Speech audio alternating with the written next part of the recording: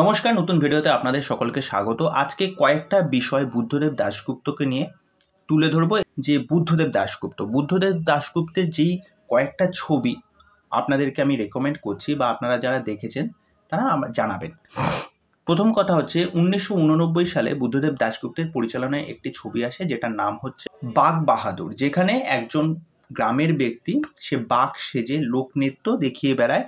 আর এই ছবির উদ্দেশ্য হচ্ছে সেই গ্রাম বাংলার কষ্টের যে চিত্রপটটা এখানে সেই ছবির মাধ্যমে দেখানো।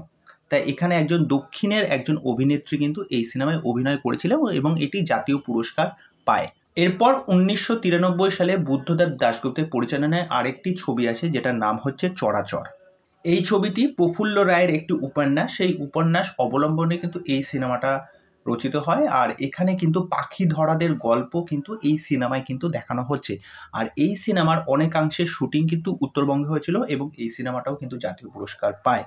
আর এই সিনেমায় অভিনয় করেছিলেন লাবণী সরকার, ইন্দ্রাণী হালদার প্রমুখ এই সমস্ত ব্যক্তিত্ব। এরপর 1997 সালে আরেকটি ছবি আসে যেটার নাম হচ্ছে লাল দরজা, বুদ্ধদেব দাশগুপ্তের পরিচালনায়। এই সিনেমাটাও একটা জাতীয় ছবি পায়। এই সিনেমায় যেটা দেখানো হচ্ছে যে নবীন দত্ত একজন ডাক্তার কলকাতার, তাই একটি রূপক নাটকের একটি চলচ্চিত্র এখানে কিন্তু দেখানো হচ্ছে এই সিনেমায়।